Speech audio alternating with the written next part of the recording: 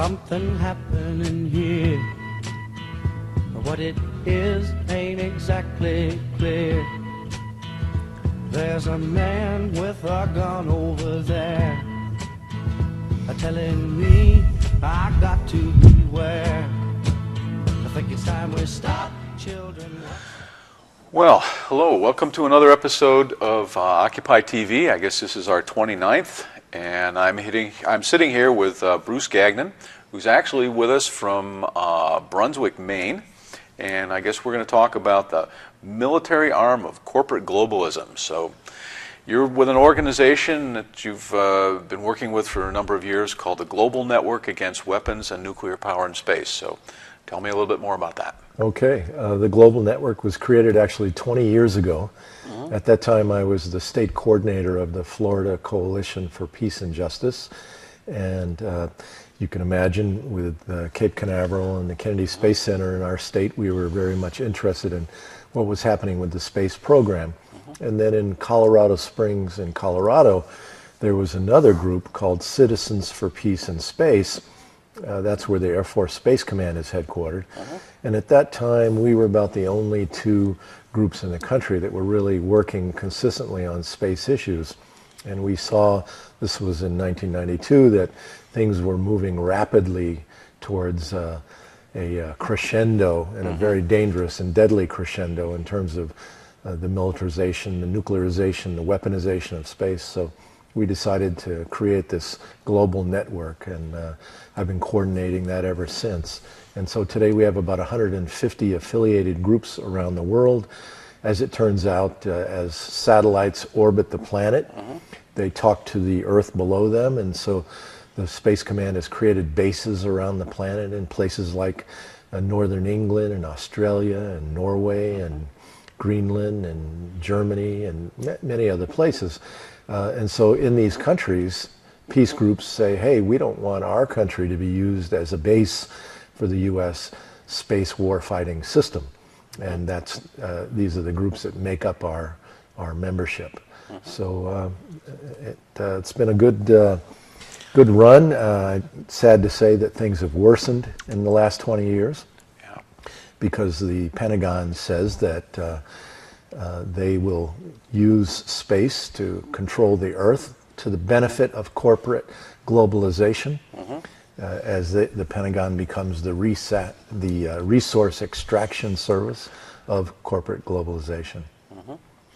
Okay, so got a number of issues in there. I guess first we probably want to differentiate at some level between what we call, I guess, exploration of space, probably an interesting thing to do, versus the actual weaponization. And you have a sense of like what percentage of our space program is militarization versus kind of exploration, the Mars rovers, planet flybys, those kinds of things?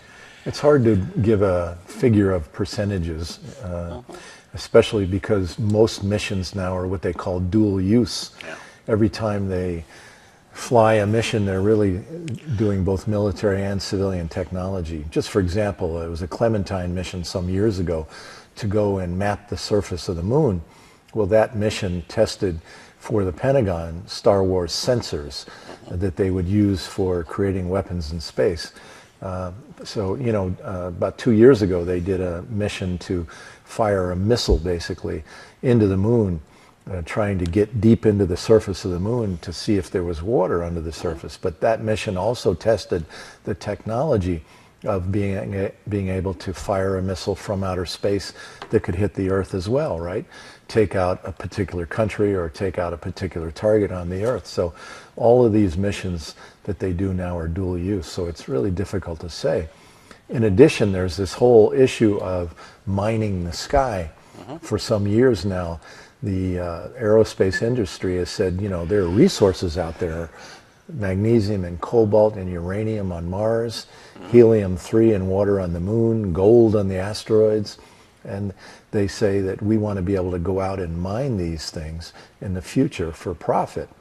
But they say we have to also essentially create a front gate so that we control who has access on and off the planet Earth.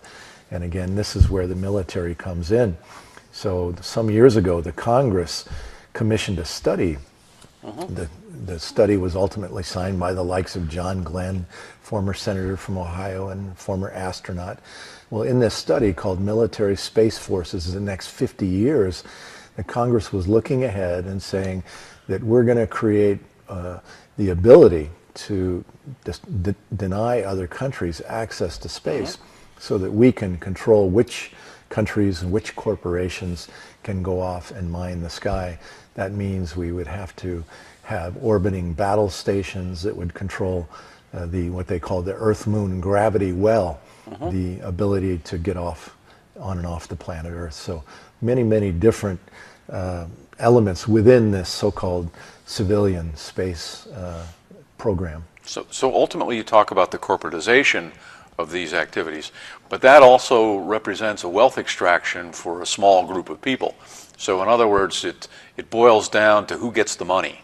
And, the same thing that's driven the history of the planet essentially since we first established agriculture and animal husbandry and, put up the first settlements. So once you have surplus wealth, then you have the question of who gets to own it, and then you have a king or a group of elites, and they're just getting everyone else to pay so they can stay in power. That's right. I use the word bad seed, Okay. Inevitably, we are going to move off this planet on some level, and the question becomes, what kind of seed do you take with you? And I say that if you take this bad seed of war and greed and environmental degradation that's been planted into the depths of our lovely, beautiful planet Earth, if we take that into space, then we've failed.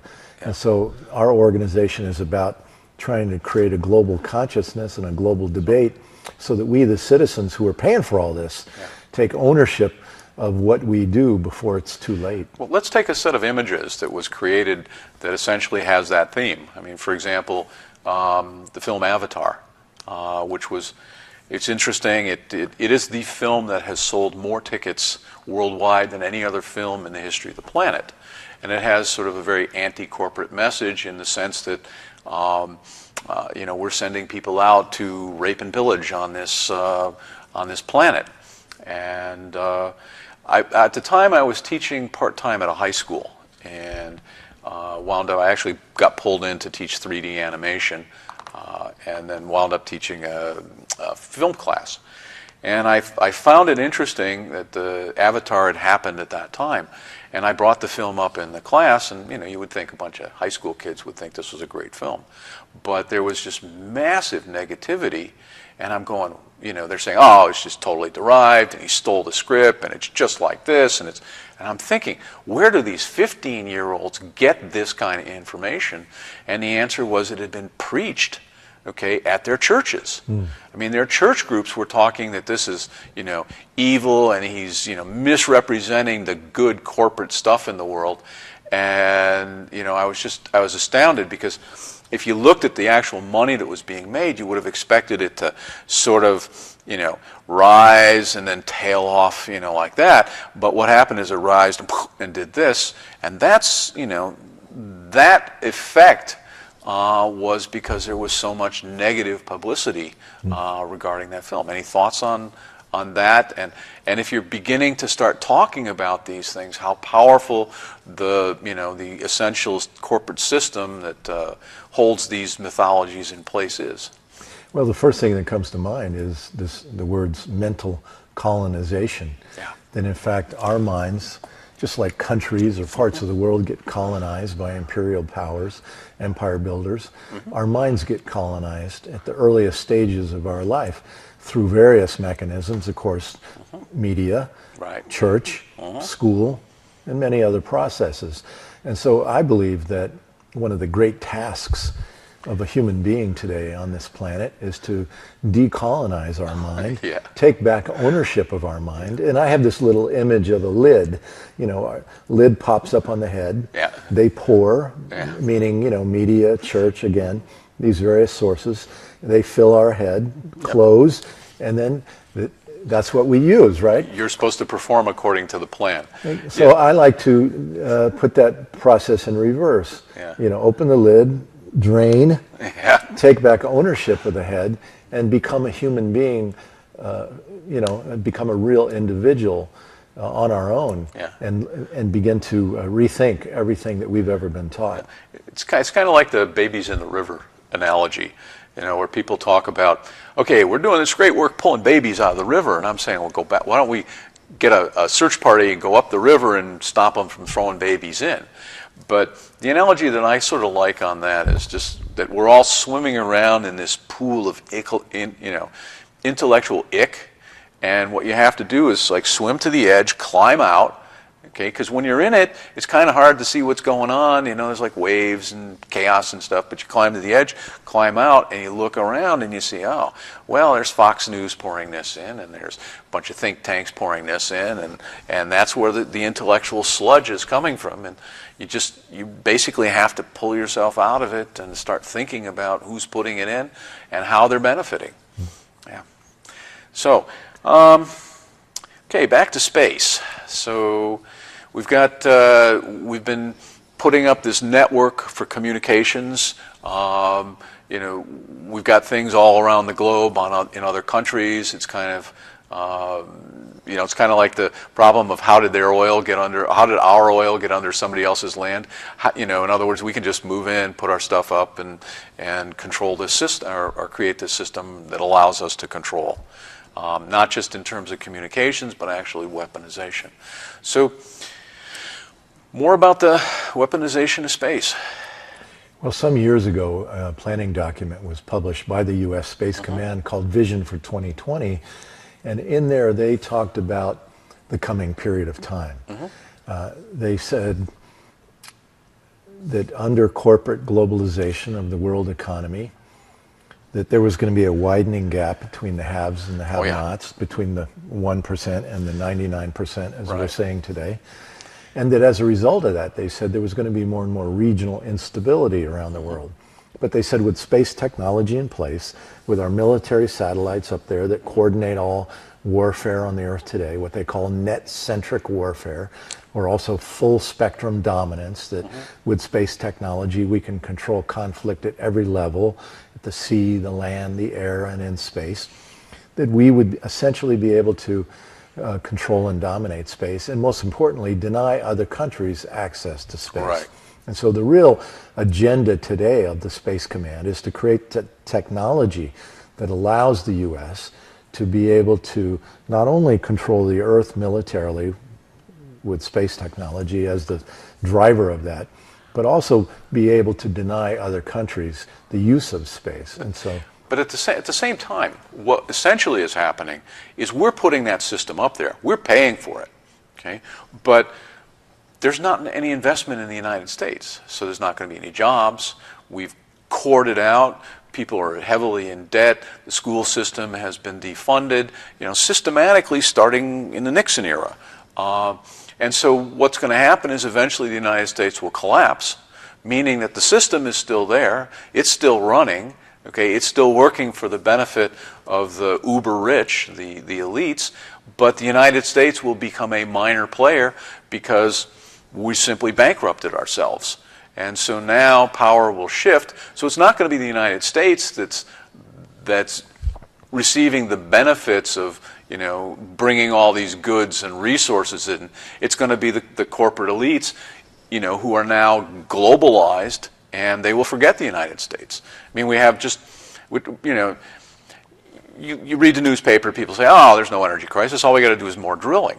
But every one of the oil companies have announced that they will never build any more refining capacity in the United States. Why? Because A, the population is going to be too poor to use this stuff, and B, the oil's elsewhere. And if corporations move to where it is, then they can serve other markets from those sources rather than providing the employment and the benefits within the U.S. So, thoughts on that kind of thing? So it's even more sinister than it appears on the surface. Yeah, I think you really hit the nail on the head. It's what I call neo-feudalism. Yeah. Corporations, as you said, capital has gone global. Yeah. They don't do country anymore. And actually, the Pentagon has been saying for some time now that under corporate globalization, every different country is going to have a different role. Yeah. And that, as you said, we're not going to make things, we're not going to have manufacturing jobs, we're not going to make shoes or clothes or refrigerators anymore. Yeah. Our job will be security export. And how will they pay for that? Two essential ways. Number one, destroy social progress, defund education. You now see them going after the entitlement programs, as they're called officially, Social Security, Medicare, Medicaid, and what's left of the welfare program. Well, in Space News, one of the industry publications a few years ago, they had an editorial saying that we're going to take down the entitlement programs in order to pay for everything space.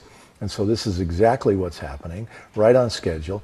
And the second way they're going to fund these programs is to get our allies in the quote-unquote first industrial world, Canada, Germany, England, Italy, Japan, etc., also to defund social progress, help pay for all of these technology programs, to create essentially an international an international military apparatus that again is the military arm of corporate globalization. So that's the plan, that's the program now underway, and then the whole world essentially is brought down to this neo-feudalist state. Exactly.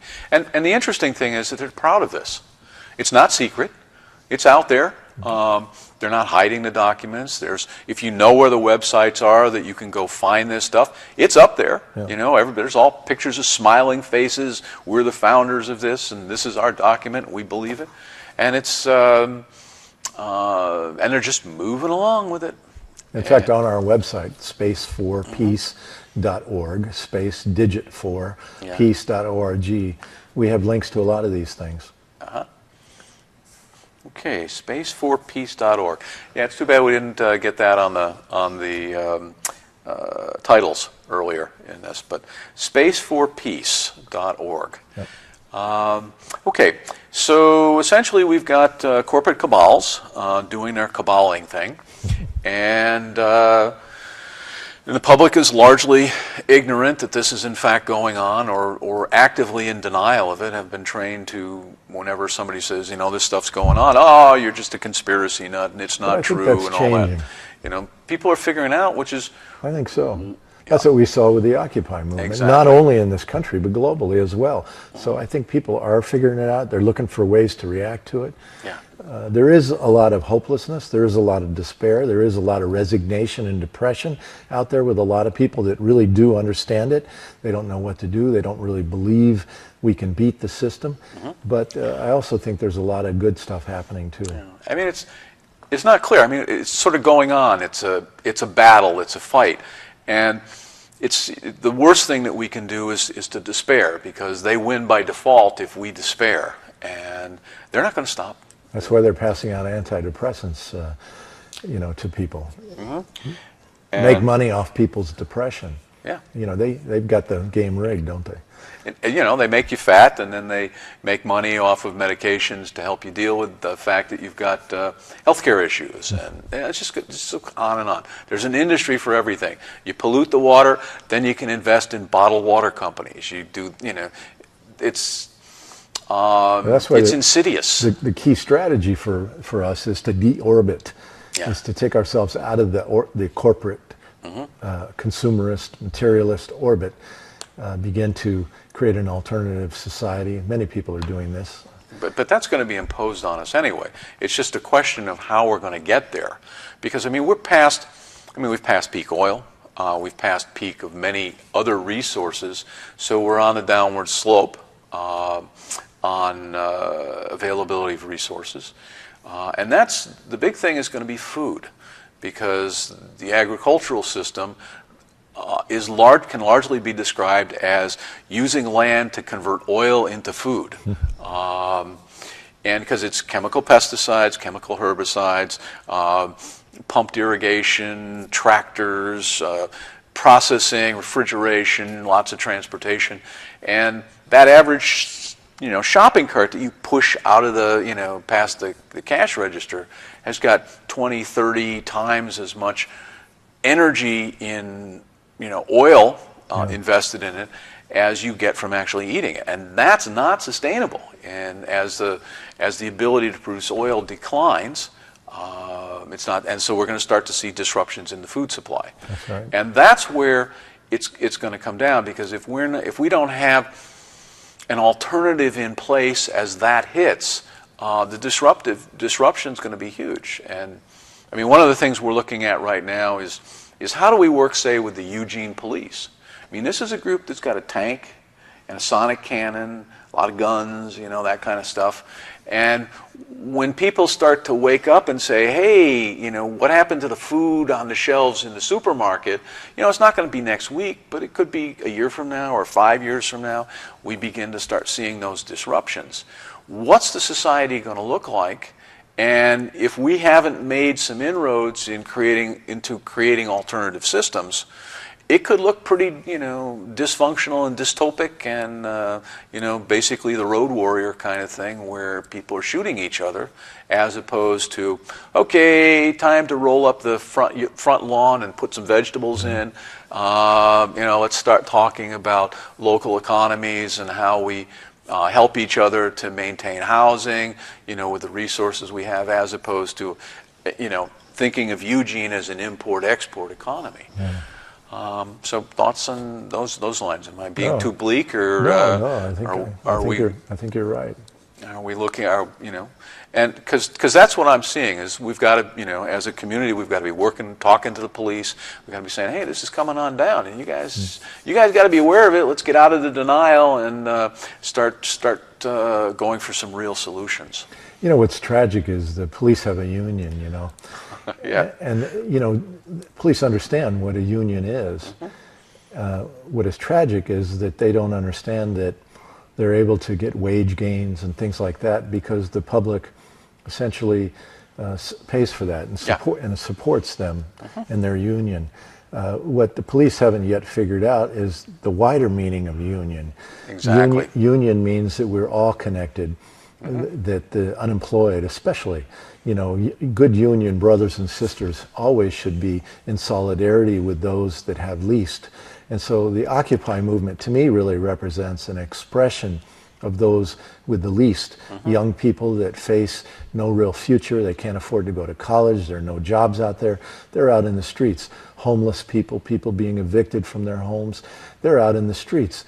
It would seem that the union members would open their hearts to these people and see that essentially that they're being asked to go out and beat and suppress their own family. Yeah. And so I think what we need is really an ethical, moral, democratic debate in every community that really challenges the police, because we pay for them, you know. Yeah. The taxpayers pay for them, and we need to challenge them to rethink the meaning of union.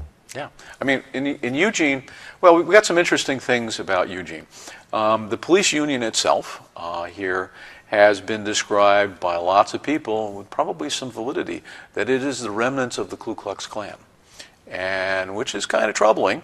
But that's something that, you know, I didn't invent as the concept. That a number of people in the community are saying, yeah, their behavior represents that, and that attitude about we're right and we're going to nuke you if you if you get out of line. And right now the fight going on is about the homeless. In a lot of Occupy camps around the country, the homeless sort of once the camps were sort of permitted because as a First Amendment activity, suddenly there's a safe place to sleep. And in Eugene we had about 300 homeless come out of the bushes and the bridges and come join the camp. Now, it made things really chaotic. We did our best to feed them, treat medical treatment. We had volunteer doctors and a lot of nurses and EMT personnel coming in and basically doing triage with these guys and getting them into treatment and stuff like that. And then essentially the police just came in and did a military-style occupation, disinformation campaign, all that kind of stuff, and shut down the camp amid questionable circumstances. And one of the problems, of course, that we have is trying to get police reports and stuff like that from those periods, which they say, no, the investigation is still open. We can't give you any of this information. None of this stuff you're talking about is true, but, there's evidence indicating that it is true, and so we have this kind of battle going on. But we're working it through. It's consuming huge amounts of energy, but that's, it's not just in Eugene, but nationally and internationally.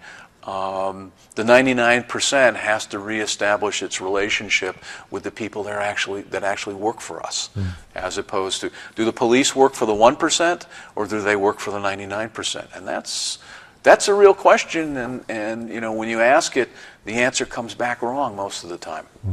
So, thoughts on this? Well, I think the Occupy movement deserves a hell of a lot of credit for having to really take on what the rest of society has given up on, and that is people in poverty, the homeless, people with mental illness, families that are recently evicted from their homes. And society at large really doesn't want to deal with that. They're defunding programs to deal with those things. Well, it's not only that, okay, but there has been a 40-year campaign to promote the concepts of social Darwinism, to promote the concepts of stern father or strict father pedagogy. In other words, in social Darwinism basically says the rich are rich because they're more worthy, because they're more evolved, they've made the moral choices, they're disciplined, they're really good people. Maybe we don't bother to look at how they started out. I mean, one of the things that I came across a few years ago was this statistic that said that only 2% of the population will make it into financial independence by the time they retire. In other words, that they will own enough things that the income stream from, the pieces of paper that they have their name on will supply them with all their needs. Everyone else is either on a pension or Social Security or whatever else. So 2% of the population. But it turns out that most of that population was already set when they got born. Okay? In other words, of that 2%, about 1.5% were already rich when they came into the world. So what did they do? They picked the right parents. Okay, before they got here, they decided they wanted to have rich parents, and they made that choice, and then they got born to rich parents. I mean, I listened to that kind of stuff, and actually there were people saying that stuff about choosing your parents back in the 70s. I mean, that was a theme that played over and over, and it's like, what is that about? And it was being paid for by corporate money through think tanks, pushed into, mostly right-wing groups, but this whole thing about choice. You chose to be poor. You're poor because you chose to be poor. You weren't poor because your parents were alcoholic and nutcakes, and you didn't do very well in school. The drunken battles at 3 a.m. in the morning, but you got those grades. You got potential. You got to get your grades up, and so the system guilt trips people even as little kids. To kind of reinforce those messages of who's worthy and who's not. Who are the good guys, who are the bad guys. It's really insane, and a huge amount of money spent to instill and bring that stuff back. I mean, a lot of it had kind of subsided some during the 60s as we began to look at it, but it was like, we need some money, let's put some money in, bring it back. So back to space and weapons, and I mean, we talked before the show. We mentioned the issue of climate change came up, and thoughts on those areas. Well, I think climate change is very real. Where I live in Maine, this winter we virtually had no winter. We had very little snow. In March, when we usually still have 2 feet of snow left, we were at 84 degrees with no snow on the ground.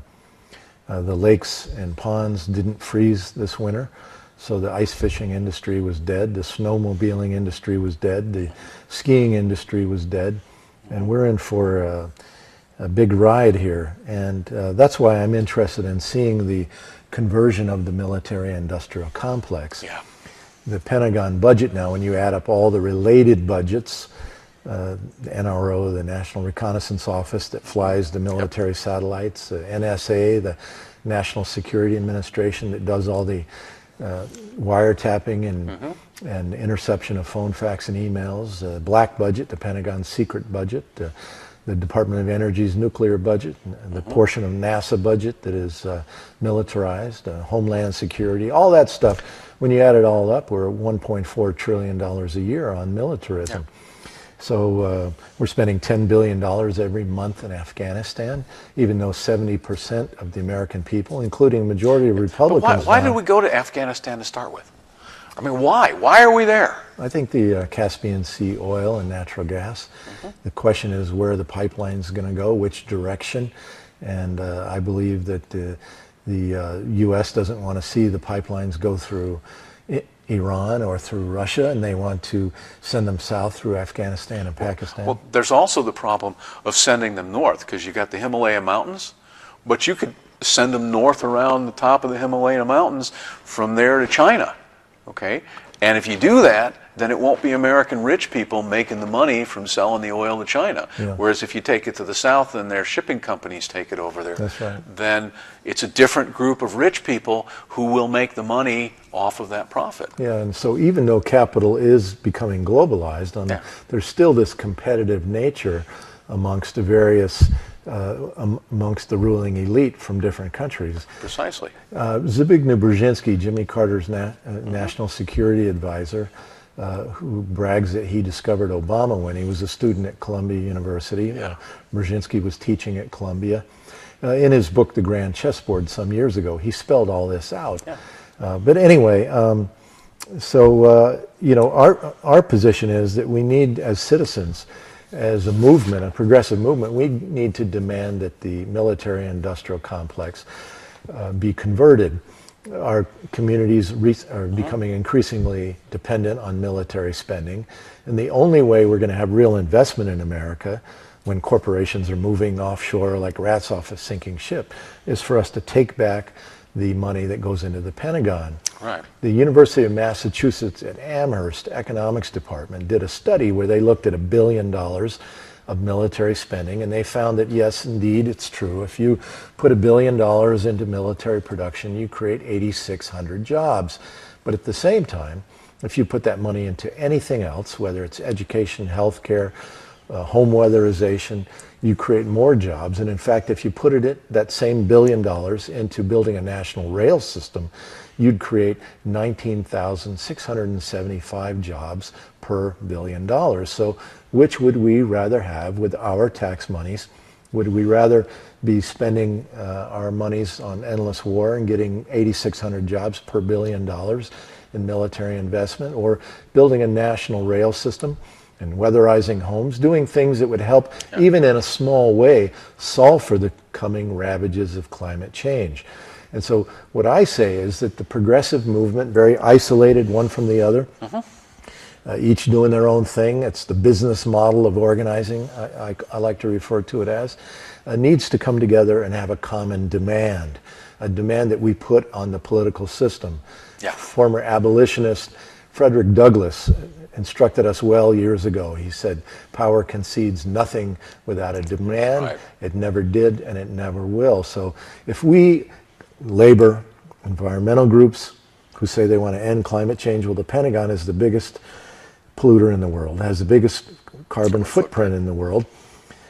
Social justice groups, the peace movement, if we all came together and made a common demand to convert the military-industrial complex, it benefits everybody. Labor gets more jobs, the environment gets cleaned up in a better way. We, again, solve in a small way for climate change. Peace movement benefits because we don't have to go to war for oil endlessly, and that we can begin to create more of a peaceful society. So this is something that I think we all must work hard on. This study can be found on our website, spaceforpeace.org. I urge people to check it out. It's a number 4 as opposed to FOR. That's right. Spaceforpeace.org. Okay. Yeah, there's in a lot of ways this is not new material. I mean, it's the same kinds of arguments that have been put forth essentially since the 60s, at least that I'm aware of. And you look back to older people who had this kind of hair, or what's left of this sort of gray hair. were talking to me back in the early 70s when I was an undergraduate, telling the same thing. I mean, it's the same story. It's the same. Nothing's changed. But these things take time, Yeah. and they say, you know, people need to hear things 7 times before they remember it.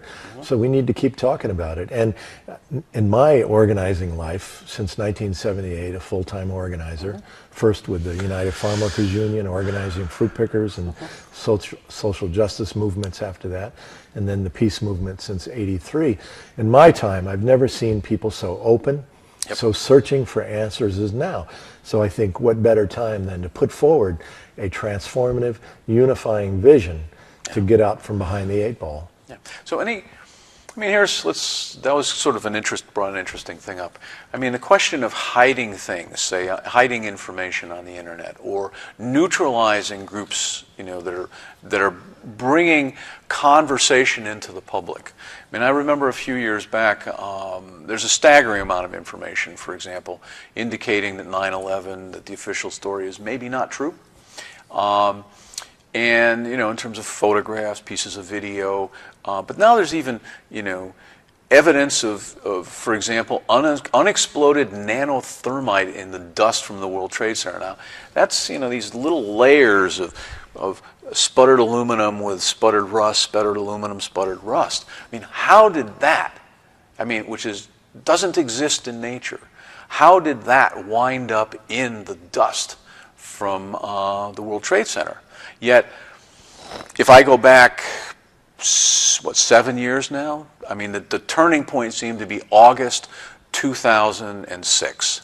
Okay, that's when the Popular Mechanics book came out. That's when all of a sudden hundreds of websites, in other words, you used to be able to go in and type "Hunt the Boeing" and it would come up top on the Google list. That was the site that talked, for example, about problems with the size of the hole at the Pentagon before the roof collapsed. Not big enough for an airplane to go through.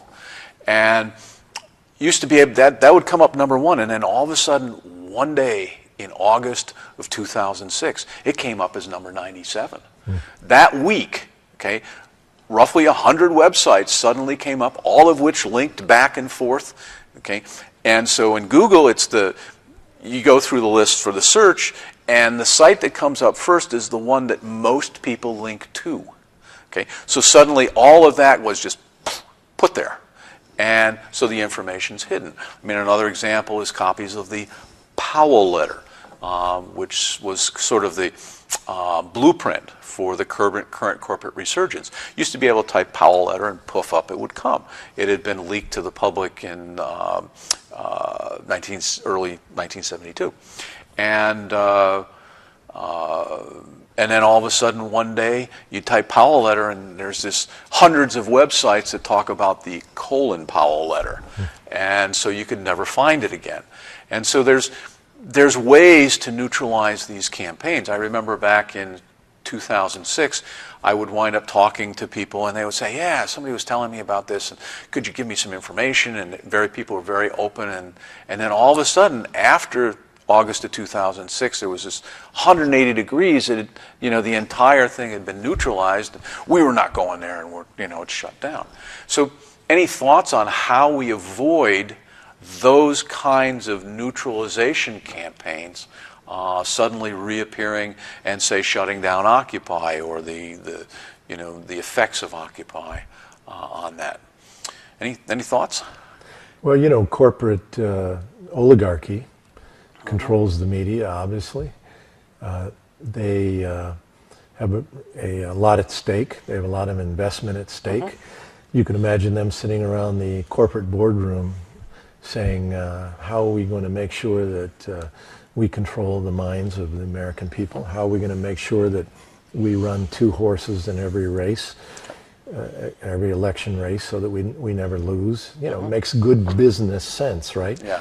And so that's to be expected, that they're going to do all those kinds of things.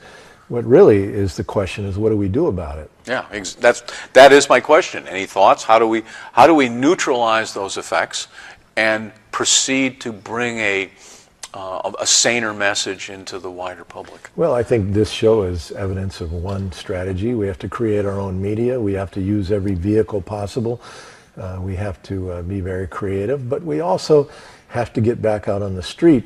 That's one thing that is still not totally under the power of the corporate oligarchy, or although, as we discussed earlier, their use of the police to try to break down the Occupy movement has shown that they're even afraid of allowing us to have access to the streets, because there we can still be seen and heard on some level by the public. So I think we have to really do everything in our power to non-violently defend our right to publicly assemble, to be on the street, to be visible, to communicate with the public.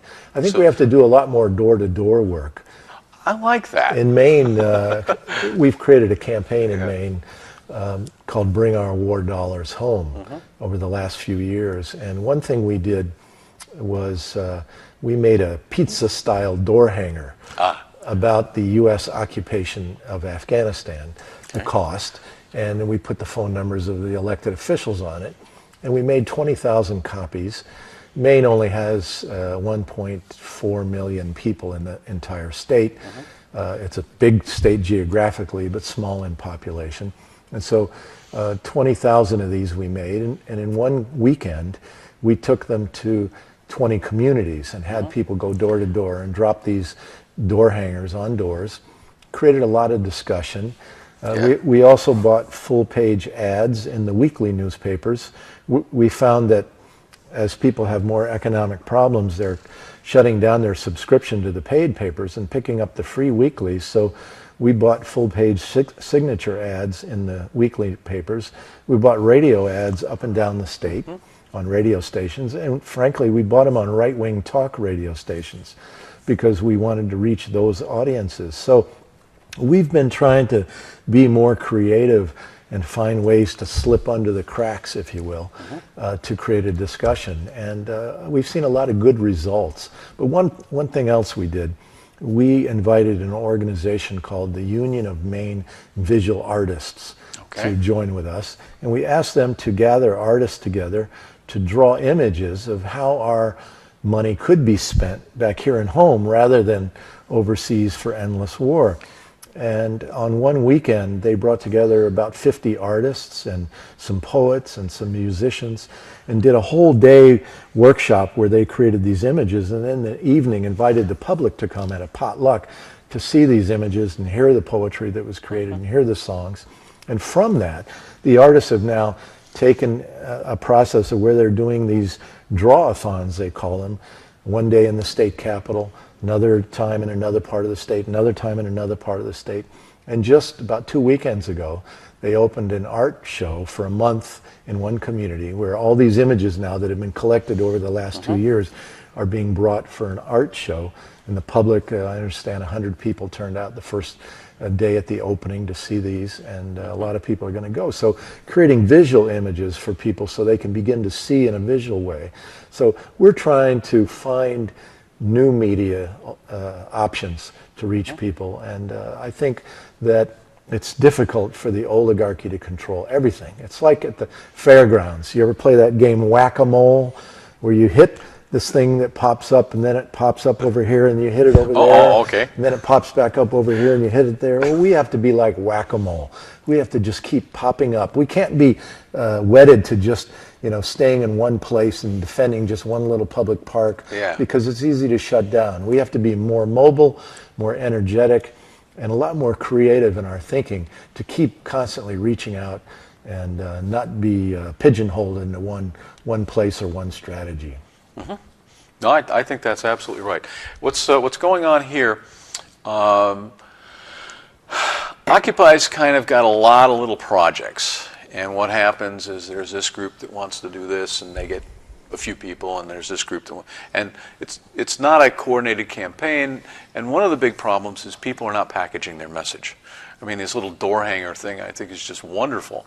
It's well targeted. We'll have a good yield and all the rest of it. You can even put a coupon on it or something like that. But the issue is we're trying to get, there's some organization going on, a set of classes on how to do community organization.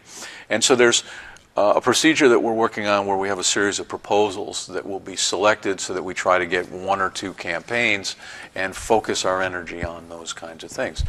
But the issue comes down to winning. The issue comes down to picking something that can be done locally that you can have an impact. So any thoughts on local versus global, or are you thinking, when you talk about campaigns like this, maybe there's a local activity that has global tie-ins? I mean, how do you structure something like that? Well, I'm a believer in connecting the dots, showing how this links to that. I like to remind people that the oligarchy has interlocking boards of directorates between the pharmaceutical corporations, the oil corporations, the weapons corporations, the media. They understand how all these things are linked together. Exactly. We often work in isolation, one from the other. Environmental groups won't work with the peace movement because we're too controversial, et cetera, et cetera. Well, we need to understand that our only way out is working together, okay? Working in isolation has led to our utter defeat on every issue across the board. And so I think you have to connect the dots. Organize locally, but connect things globally. Show the big picture, but show how what's happening locally is impacted and is linked to those larger issues. Or how does healthcare affect homelessness? Or how does, pesticide spraying affect healthcare? Or how does this affect this? I mean, everything is tied together, and they don't function in isolation. That's right. And so you can, package an activity locally, a focus, and use that focus not just to win that particular item, but use that focus to say, okay, well, we're going to go out and we're going to talk about homelessness. But how do people get homeless? Well, we'll talk about healthcare, okay? And then, or how do people get homeless? We'll talk about the banks and foreclosures. Or how do people get homeless? We'll talk about global capitalism. Or how. And when we talk about solution, we have to talk about defunding the military, because that's the wellspring, that's the gold mine, all right, that could offer us the money to not only create good jobs by building rail systems and funding education and funding healthcare, etc., but also it's the way that we develop peace. And so true peace, and we begin to demilitarize our society that is becoming hyper-militarized today. I mean, the money is there. The money is there. We're just spending it in the wrong place. One of the things I see that most of our groups also suffer from is what I call kind of this demand for drive-up social change. Living in this McDonald's culture, we want our results fast. And if we don't get them immediately, if we don't get our hamburger immediately, then we get impatient and we jump on to another issue. And we don't ever give the public time to catch up with us and to really become involved with us. So I think we also need a greater degree of stick-to-itiveness within our movements and within our work, understanding that it takes time to really develop successful campaigns, and so that the public can become part of that. But it's also getting out of your comfort zone. I mean, it's walking. It's hard for a lot of people. I mean, we are socialized. Let's back up a little bit. Okay, I mean, one of the problems that we have, for example, in families, is we don't have negotiation skills. But we are a society that, for example, walks into a store and there's a price tag on an object. You either pay the price or you leave. Okay, and why have we been trained to be price takers? Well, because rich people can make more money. Why? Because they don't have to hire as many salespeople to haggle about price. In other words, if they just put it in, you either show up or you don't. If you could get, I mean, an oil shortage is a great thing, because now you can get, although there's a law in Oregon that you can't pump your own gas, but you go to any other state and people will now pump their own gas. They will now line up to pump gas, which means that you need less stations in order to get, this. In other words, if you get better utilization, in other words, you get less labor cost to produce the same amount of profit. So we are trained for that. But then we go into a family situation or talking to people, and we never haggle. We don't discuss things. We either argue and we have a take it or leave it attitude. But you look at other countries, and it's haggle for price. So we have never internalize that set of skills. And now what you want to do is take a group of people that don't have those skills, say, get out of your comfort zone. Okay, it's now time to go out into the community and talk to people who disagree with you. Okay, so how do you do that? And a lot of people simply don't have those skills. And so we, as a movement, are, stuck having to teach a lot of that kind of stuff. In other words, how do you prepare yourself? How do you, role play, do that kind of stuff? In other words, how will you respond to the person who's going to argue with you in order to change their hearts and minds, or not waste your time on a dead cause, move on. But in other words, just get out of your comfort zone, go out the door, and start talking to these people that you're not used to doing. Many of us have become internet organizers. Yeah. Internet is a great tool, but it's not the only. It lacks the face-to-face. It's not the only tool in the toolbox, and yeah, it's made us kind of lazy if you think about it. To be honest with you, going out and going door to door, which I think is the most effective way to organize people. Yeah, listen to the man.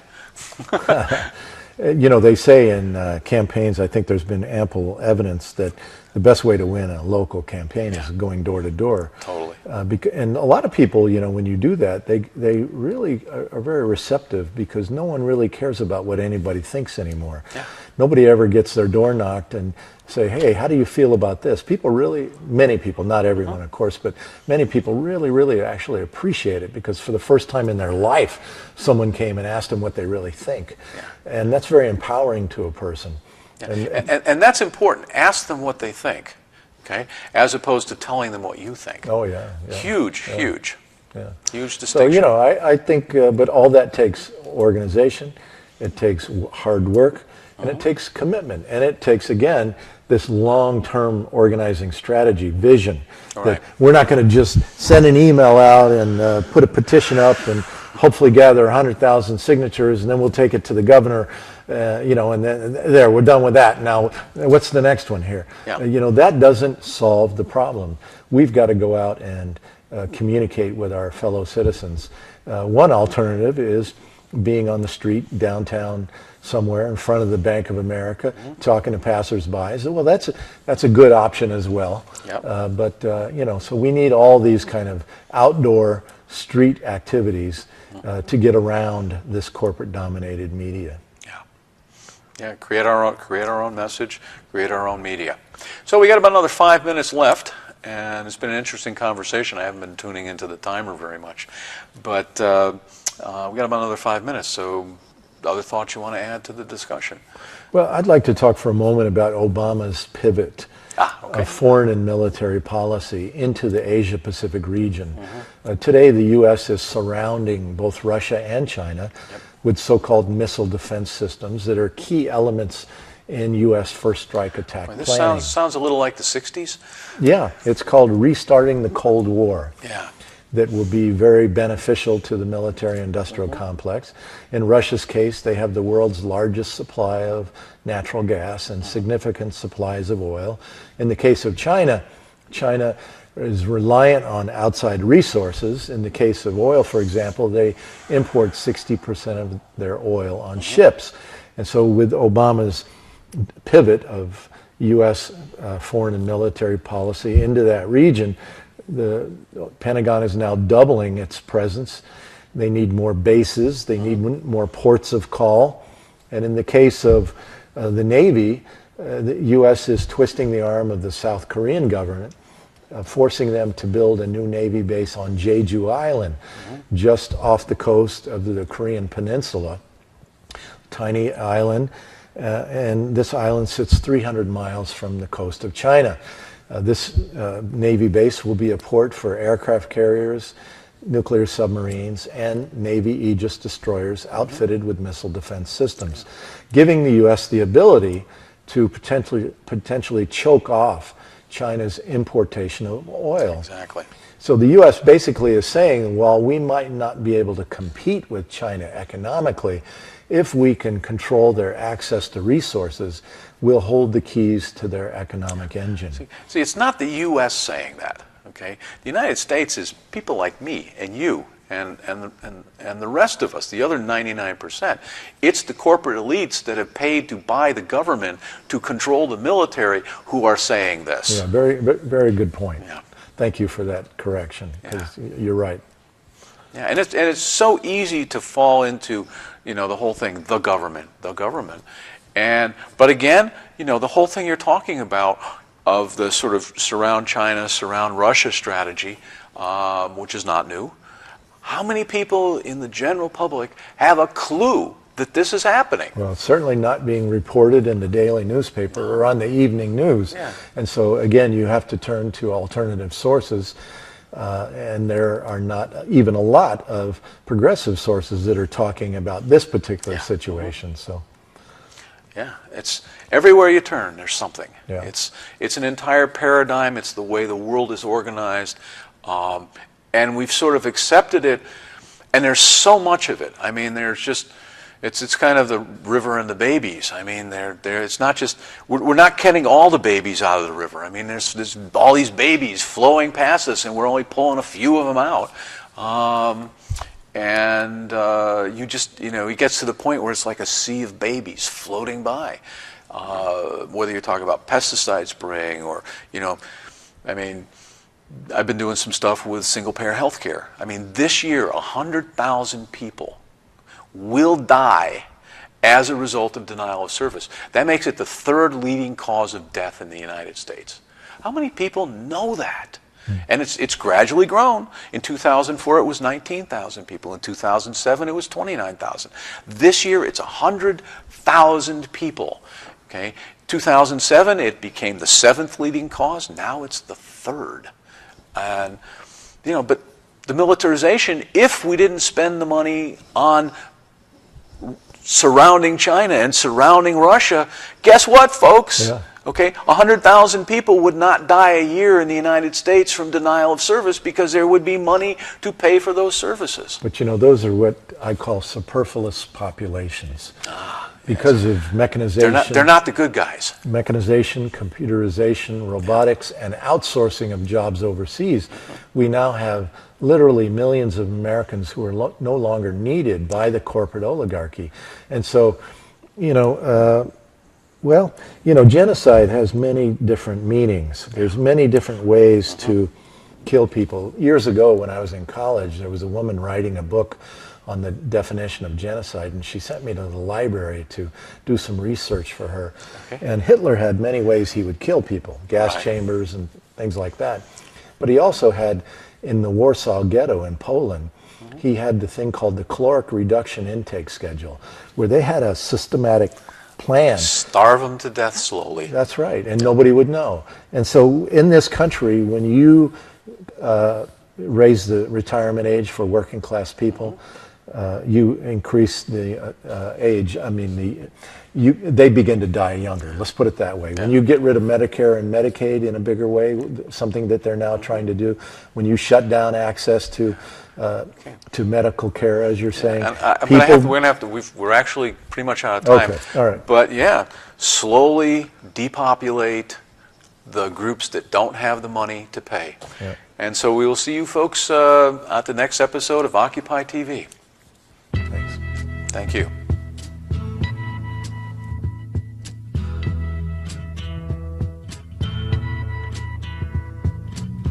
There's something happening here, but what it is ain't exactly clear. There's a man with a gun over there, telling me I got to beware. I think it's time we stop, children. What's that?